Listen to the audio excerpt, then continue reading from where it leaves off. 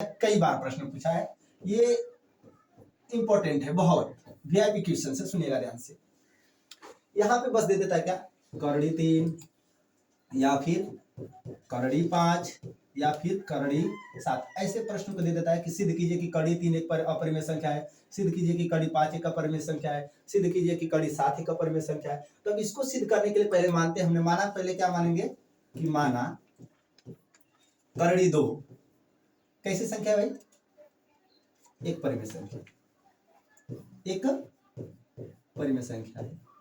जो करड़ी 2 है ये क्या है, हमारी परिमेय संख्या है। अर्थात इसको हम लिख सकते हैं कि करड़ी 2 बराबर a बटा के b, अर्थात परिमेय उसे कहते हैं जिसे p बाई क्यू या a बटा के b के रूप में लिखा जा सके। ठीक है साथियों, तो अब यहाँ पे हम क्या करेंगे कि बटा में 1 मानकर, बटे में 1 मानकर, या फिर लिख देंगे क्या, सुनिए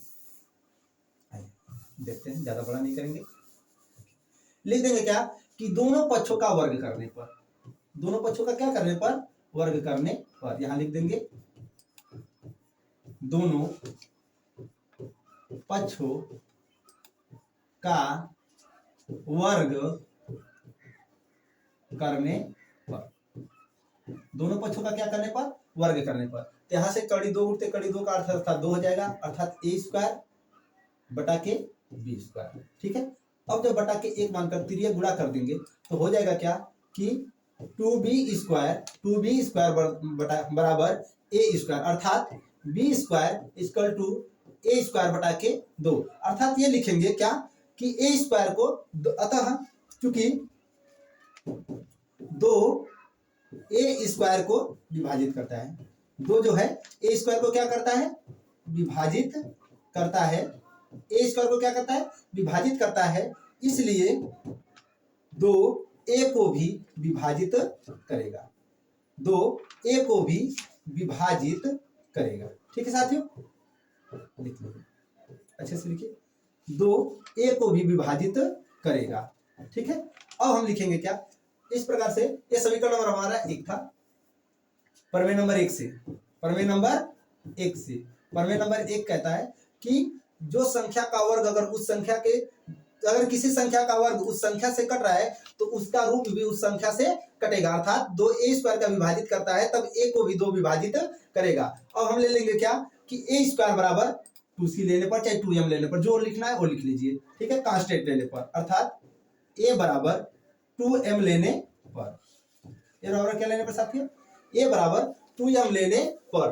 ठीक है, अब यहां से a का मान समीकरण 1 में रखने पर, a का मान समीकरण 1 में रखने पर, चलिए रखिए जल्दी से, समीकरण को पहले लिख लीजिए। समीकरण 1 हमारा जो है कह रहा है क्या कि a स्क्वायर बराबर 2ab, सॉरी 2b स्क्वायर, यही है ना, समीकरण 1 हमारा यही है, a square equal to 2b square, अर्थात a बराबर, a का मान रखा है 2m लेने पर। तो अब बताइए यहाँ पे a स्क्वायर है तो 2m का स्क्वायर करेंगे इक्वल टू 2b स्क्वायर, तो यहाँ से 2 दूना के 4m स्क्वायर हो जाएगा, 4m स्क्वायर बराबर 2b स्क्वायर। अब देखिए यहाँ से लिखेंगे क्या कि m स्क्वायर बराबर 2b स्क्वायर बटा के 4। अब देखिए 2 से 2 कट जाएगा, अर्थात m स्क्वायर बराबर क्या लिखेंगे कि b स्क्वायर बटा के 2, b स्क्वायर बटा के 2। अब हम लिखेंगे क्या, वही बात लिखेंगे, चूंकि 2 b स्क्वायर को विभाजित करता है, 2 b स्क्वायर को विभाजित करता है, तब 2 b को भी विभाजित करेगा, तब 2 b को भी विभाजित करेगा। सुनिए बात ध्यान से, विभाजित करेगा, ठीक है, नोट करिए, 2 b को भी विभाजित करेगा। ठीक है साथियों, अब लिखेंगे क्या कि समीकरण 1 और 2 से हम कह सकते हैं, इधर लिख देते हैं, समीकरण 1 और 2 से कह सकते हैं, समीकरण 1 और 2 से हम कह सकते हैं कि ए और बी का उभयनिष्ठ गुणनखंड क्या है, ए और बी का उभयनिष्ठ गुणनखंड क्या है, गुणनखंड 2 है। ए और बी का उभयनिष्ठ गुणनखंड क्या है, 2 है। अतः विरोधाभास परिकल्पना की कमी के कारण, अतः विरोधाभास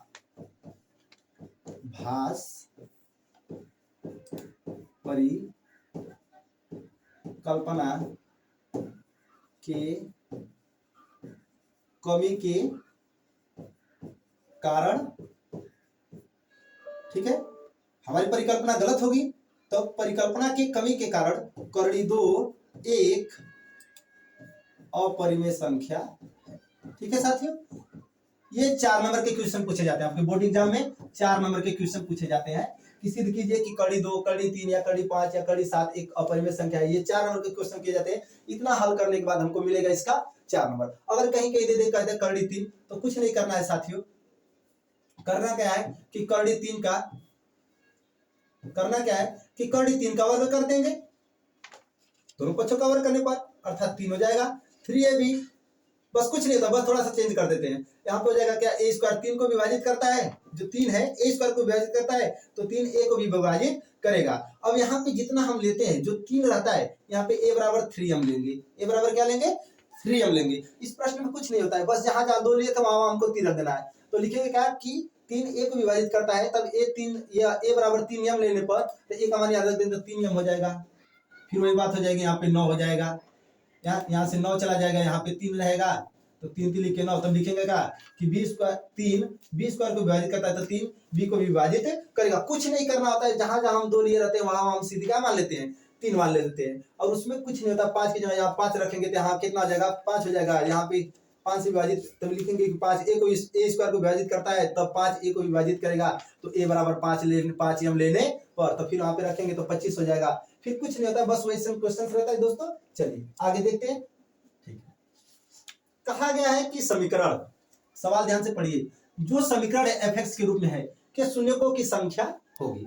तो शून्यकों की संख्या होती है, ये द्विघात बहुपद है। अर्थात इसमें पूछा है कि अल्फा और बीटा क्या होंगे, यही पूछा है, अल्फा और बीटा क्या होंगे। तो इन संख्याओं का हम गुणनखंड करेंगे। चलिए गुणनखंड कर दें।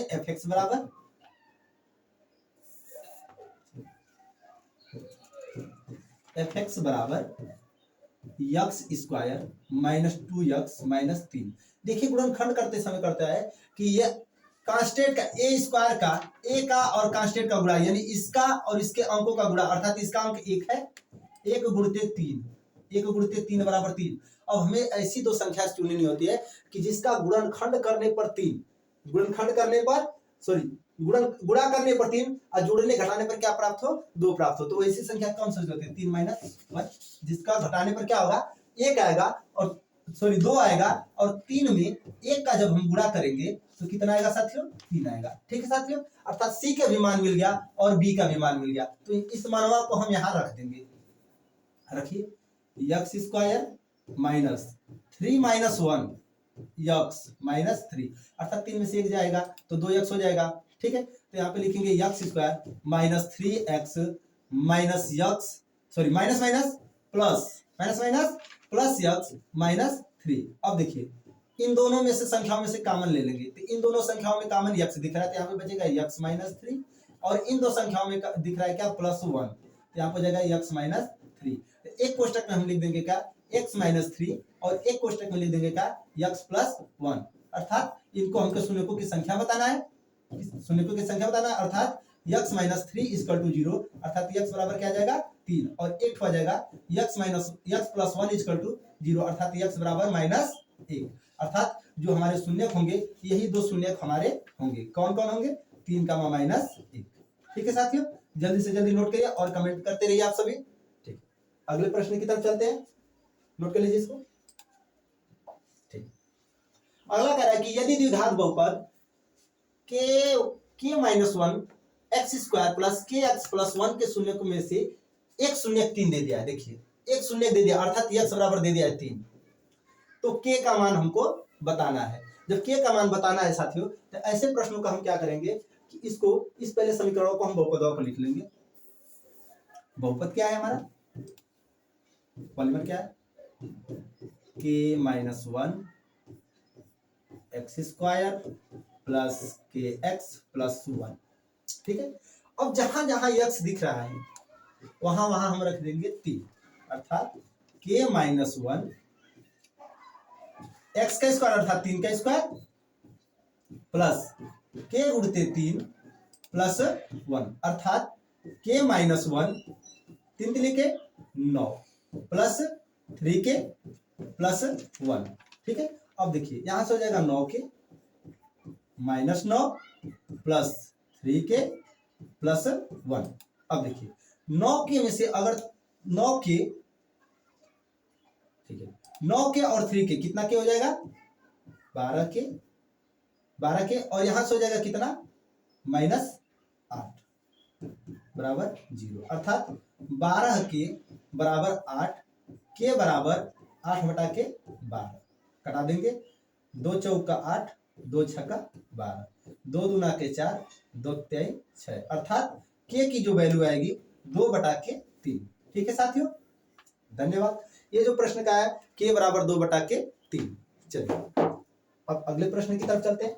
ये तो बहुत इजीली क्वेश्चन से ऐसे दे देना कि अगर पॉलीमर दे दे और शून्यकों में से एक शून्य, कोई हमें एक शून्य दे दो तो आराम से पी आ जाए, आर आ जाए, जो कुछ भी आ जाए हम आराम से उसका मान निकाल सकते हैं। प्रश्न संख्या कह रहा है कि यदि बहुपद a x square minus 6x minus 6 के शून्यकों का गुणनफल 4 हो तो ए का मान बताइए। ठीक है साथियों, चलिए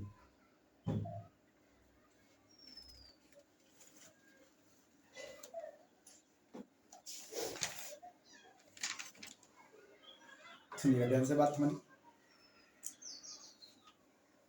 कह रहा है कि a x square minus 6x minus 6 के शून्यकों का गुणनफल 4 हो तो ए का मान बताइए। बहुत बढ़िया, इजी क्वेश्चन से, अर्थात alpha into beta, alpha into beta बराबर दे दिया कितना, गुणनफल, शून्यकों का गुणनफल कितना दे दिया, 4।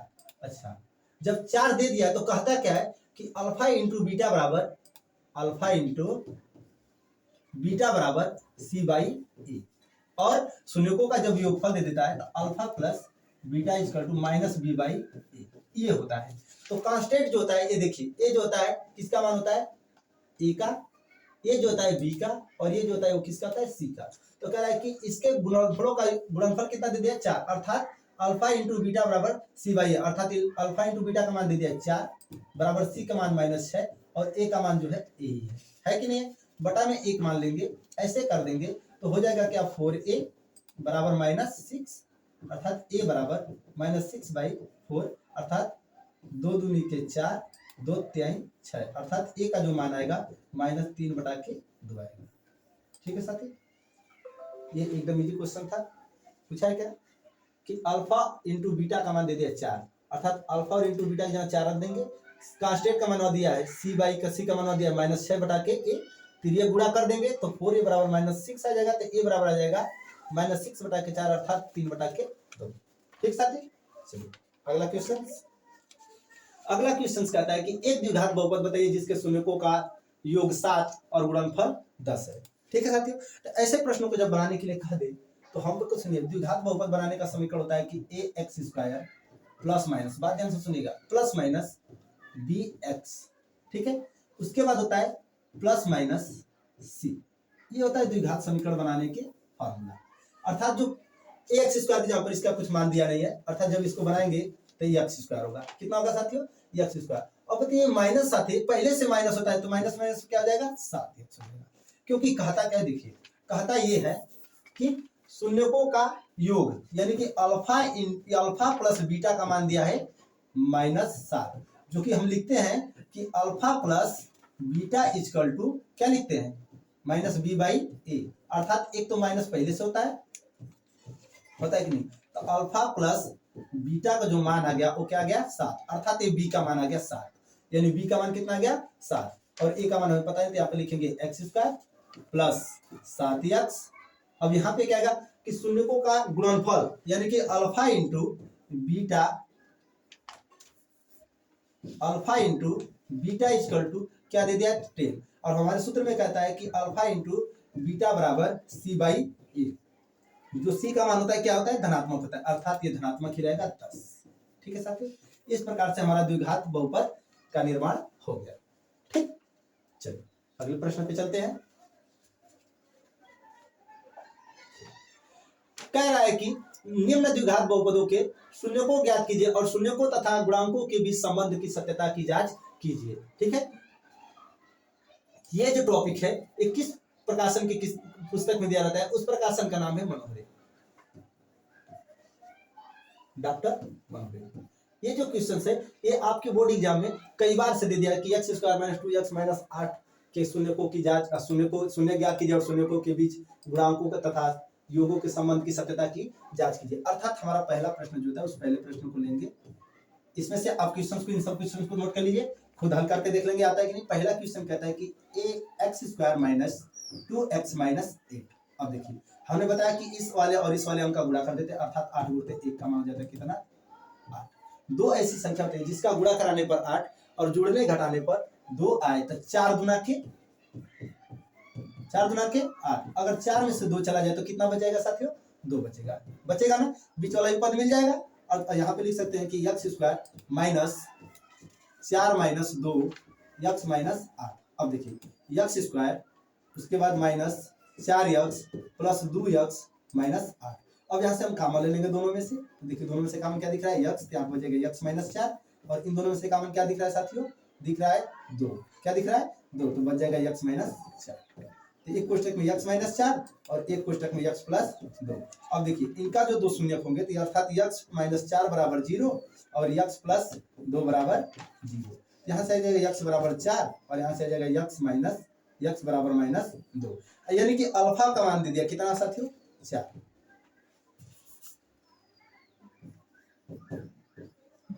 अल्फा का मान दे दिया कितना साथियों 4 और बीटा का मान दे दिया साथियों 2।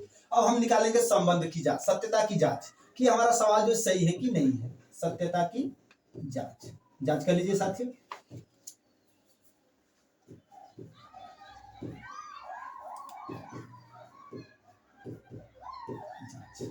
तो सत्यता की जांच कहता है कि अल्फा प्लस बीटा का जो मान होना चाहिए माइनस बी बाई ए के रूप में होना चाहिए। तो अब बताइए माइनस बी बाई, इसको देखिए इसको कहते हैं ए एक्स का मान a x square plus minus b x plus c, अर्थात एक्स की जगह एक्स हो गया, अर्थात बी का मान कितना दे दिया -2। तो एक फार्मूला में हमारा माइनस होने से अर्थात माइनस और -2 और बटा के ए की वैल्यू क्या है 1। यहाँ पे जब कुछ नहीं दिया रहता 1 मान लेते, अर्थात इसका मान आ गया क्या 2 बटा के 1। अब हम देखेंगे कि अल्फा प्लस बीटा का जो मान आया है कितना है साथियों 2 बटा के 1। अब इनका अल्फा का मान रख दे 4 और बीटा का मान रख दे साथियों -2, क्योंकि माइनस प्लस माइनस बराबर 2, क्योंकि ये 2 माइनस 2। देखिए दोनों पक्ष बराबर आ गए, अर्थात ये हमारा सवाल सही है। अब देखेंगे इसका गुणनफल, तो सत्यता की जांच करना गुणनफल देखेंगे, ये तो योग होता है, योग ज्ञात करने का सूत्र था शून्य का योग। हम निकालेंगे शून्य का गुणनफल,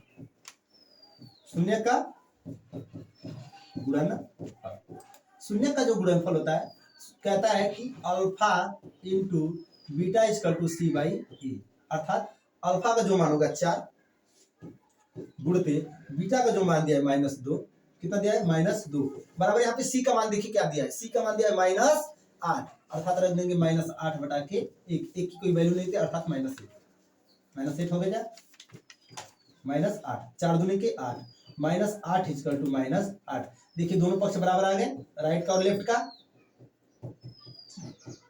जब दोनों पक्ष देखिए इसके गुणनफल का भी जो मान है वो इसमें दिया है बराबर के, और योगफल का भी मान जो दिया है ये इसके बराबर दिया, अर्थात जो हमारा सवाल है इस प्रकार से सवाल के संबंध गुणांकों और ये शून्यकों के योग के संबंध की सत्यता की जांच की जाती है। उसी प्रकार से इसका गुणनखंड कर लेंगे, इसका कर लेंगे, ठीक है। इसमें से देता है कि एक तो 5वां प्रश्न दिया, वेरी इंपॉर्टेंट क्वेश्चन है।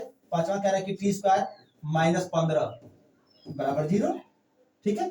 तो लिख देंगे टी स्क्वायर बराबर क्या रख देंगे, टी स्क्वायर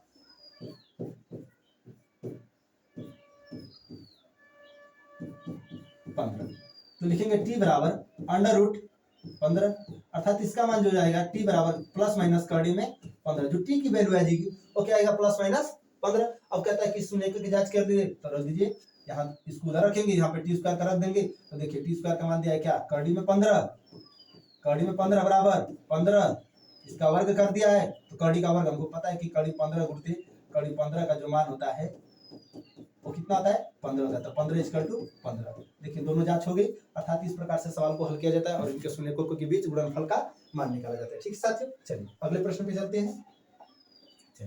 कह रहा है कि दिया गया बहुपद 2x² plus 5x plus k के शून्य अल्फा तथा बीटा के वर्गों का योग 40 हो तो k का मान बताइए। ठीक है साथियों, देखिए जब इस प्रकार के दिया रहता है तो कहता है कि अल्फा,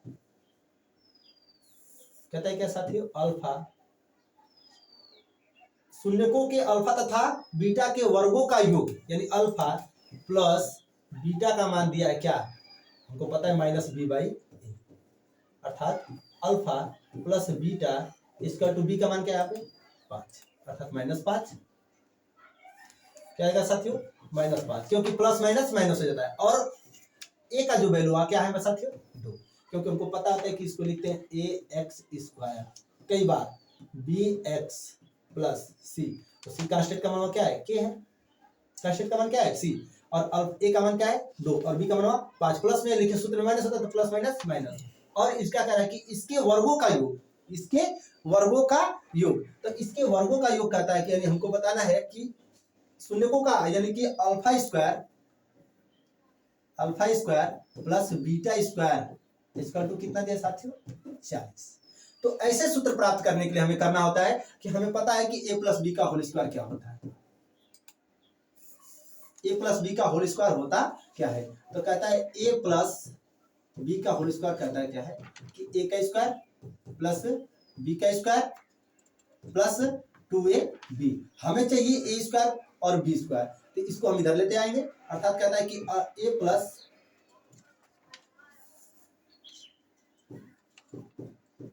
बी का होल स्क्वायर माइनस 2ab बराबर ए स्क्वायर प्लस बी स्क्वायर। अब देखिए इसका मान दे दिया है 40, अर्थात यहाँ पे हमको 40 रख देंगे, अर्थात लिख देंगे क्या कि 40 इक्वल टू, अब लिखने करेंगे कि a square plus b square, sorry alpha square plus beta square बराबर लिख देंगे क्या, लिख देंगे कि अल्फा प्लस बीटा का होल स्क्वायर माइनस 2 गुणे अल्फा गुणते बीटा, अल्फा इंटू बीटा, तो बताइए अल्फा इंटू बीटा बराबर क्या होता है, अल्फा इंटू बीटा बराबर क्या होता है सी बाई ए, तो सी का मान दिया है सी बाई ए होता है, अर्थात के बटा के 2। अब देखिए यहाँ पे हम रख देंगे जो जो मान दिया उसका रख देंगे, इसका मान कह दिया कि अल्फा स्क्वायर और बीटा स्क्वायर का वर्गों का योग जो दिया है कितना दिया साथियों 40, तो 40 बराबर लिख देंगे क्या अल्फा प्लस बीटा यानी -5/2, जो मान दिया एकदम आराम से लिखिए, -2 गुणते अल्फा इंटू बीटा का मान दिया है के बाई 2। अब देखिए यहां से हम लिख देंगे 40 बराबर 5 × 5 = 25 वर्ग हो जाएगा बटा के 4 माइनस के, तो हम इसको इधर लेकर आएंगे, अर्थात 40 - 25 बटा के 4 बराबर माइनस के, सुनिए ध्यान से माइनस के, अब भाई यहाँ से 2 से 2 कट जाएगा, यहाँ पे के केवल बच जाएगा, अब यहाँ पे हम लसा ले लेंगे तो बचेगा क्या, यहाँ पे लसा लेने पे 4 हो जाएगा, तो 4 × 4 = 16 160 माइनस 25 बराबर क्या जाएगा माइनस के। ठीक है, अब इसमें से इसको हम घटा देंगे, 160 में से 125 160 में से 25 को क्या कर देंगे घटा देंगे, घटा दीजिए, 10 में से 5 गया 5, और यहाँ पे बचा क्या 5 में से 2 गया 3 और बच गया 1। ठीक है साथियों, लिख दीजिए 135 बराबर -4 के होगा, क्यों बटा में 1 मान के 3 गुणा करा देंगे तो -4 के हो जाएगा, अर्थात इसको जब इधर लेकर आएंगे तो आएगा क्या के बराबर -135 बटा के 4, यही जो होगा हमारा के का क्या होगा साथियों। ठीक है दोस्तों, चलिए अगले प्रश्न की तरफ चलते हैं, जल्दी से इसको नोट कर लीजिए। अब अगला प्रश्न आपका इस तरफ से दिया है, कह रहा है कि सत्यापित करें कि 4 कामा -2 एवं 1/2 एक त्रिघात है। त्रिघात बहुपद 2x³ - 5x² - 14x + 18 के शून्यक है। तो इस बहुपद के शून्य को एवं गुणांकों के बीच संबंधों की सत्यता की जांच करें। ठीक है साथियों, alpha plus beta plus gamma क्या होता है? Alpha plus beta plus gamma equal to होता है क्या? तो देखिए अल्फा का मान दे दिया 4, alpha equal to 4, beta equal to 1/2, sorry beta equal to -2। उसके बाद दे दिया है कि गामा इक्वल टू 1/2। तो इसका योग करा तो अल्फा का मान 4 प्लस प्लस माइनस 4 -2 प्लस 1/2। इसको पहले हम हल कर लेंगे, बटा में 1 लेके लस हो जाएगा 2, 2 चौक को 8 -2 प्लस 1।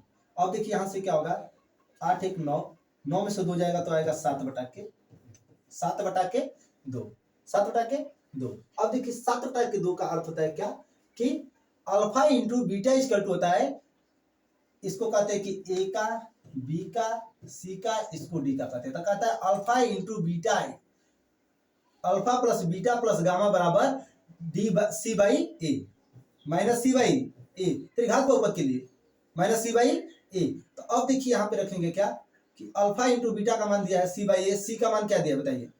सी का मान दिया यहाँ पे 14 -14 और एक माइनस हमारा फार्मूला में पहले से था, तो माइनस माइनस प्लस बटा के 2। अब देखिए 2 7 सॉरी कितना दिया है 7। तो देखिए 7/2 आया कि नहीं है? इसका मतलब 7/2 ये तो शून्य का। और alpha into gamma into alpha into gamma, alpha into beta plus into gamma equal to कहता है डी बाई ए, अर्थात डी का मान जो दिया 8/2 आना चाहिए। तो अल्फा इंटू अल्फा का मान क्या बताइए? 4 गुणते -2 गुणते 1/2। ठीक है, अब देखिए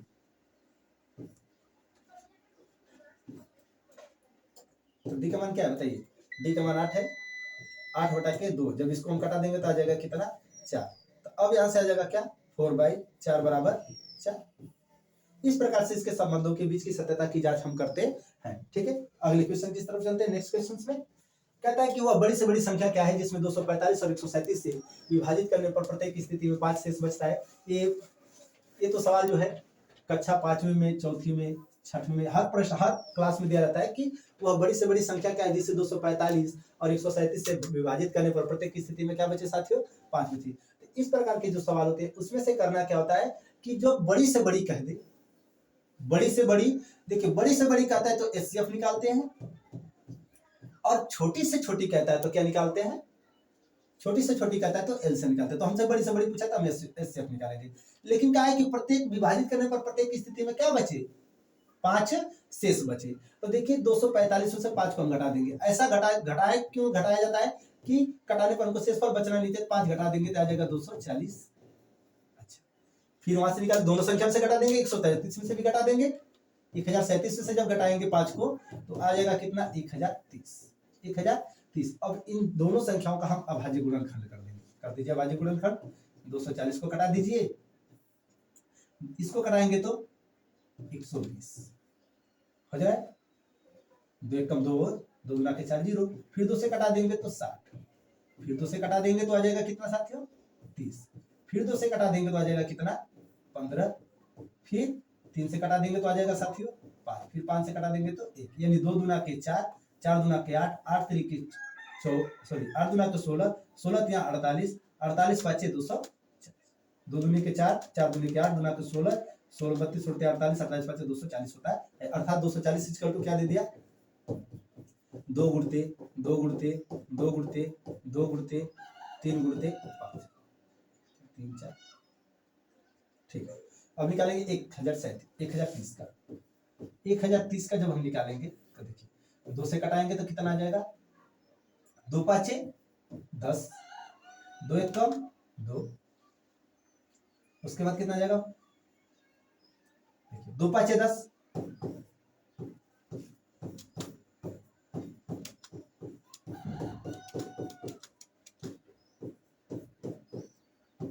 515। ठीक है, फिर इसके बाद इसको देखेंगे कैसे कटा देंगे। 515 है, इसको हम कटा देंगे 3 से।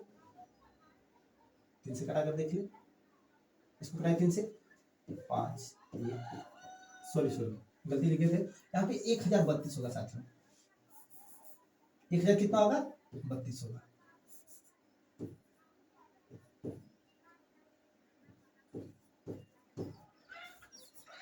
दो पाँच 10, तो 516। फिर इसको 2 से जब कटा देंगे तो कितना जाएगा, 2 दूनी के 4, 516 में कर लीजिए इसको।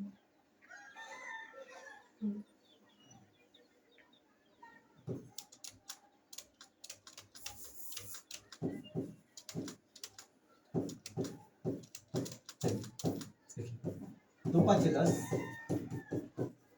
2 1 कम 2, 2 छक्का, फिर इसको कटाएंगे 516 को, 2 दूनी के 4, 2 5 10, 2 8 16, यानी हो जाएगा कितना, 2 8 16, 208। ठीक है, फिर 2 से जब कटा देंगे तो 2 1 कम 2, 2 दूनी के 4, 2 दूनी के 4 और 2 9 18, 129। फिर अब इसको देखेंगे 3 से, 3 चौक को 12, 3 तिली के 9, फिर 43 से कट जाएगा तो कितना जाएगा 1, अर्थात इसका आ गया 2 गुणते 2 गुणते 2 गुणते 3 गुणते 43। अब देखिए 1 2 मिल गया साथियों, यहाँ पे 1 2 मिल गया, 1 2 मिल गया और एक क्या मिल गया हमें, 3 मिल गया। ये कितना 1032 का। तो लिखेंगे आपके क्या कि 2 गुणते 2 गुणते 2 गुणते 3, 2 दूनी के 4, 4 दूनी के 8, 8 तरीके 24, यानी वो बड़ी से बड़ी संख्या जो है 24 है। जब 24 से इस संख्या में भाग देंगे तो प्रत्येक स्थिति में क्या बचेगा साथियों, 5 हमें शेषफल मिलेगा। ठीक है साथियों, चलिए अगले क्वेश्चन की तरफ। ठीक, अब हम चलते हैं शॉर्ट टाइप क्वेश्चन की तरफ। शॉर्ट टाइप क्वेश्चन की तरफ चलते हैं। चलिए, अब यहां से तो लॉन्ग टाइप का क्वेश्चन खत्म हो गया साथियों, अब हमारा चलेगा। चलिए देखिए,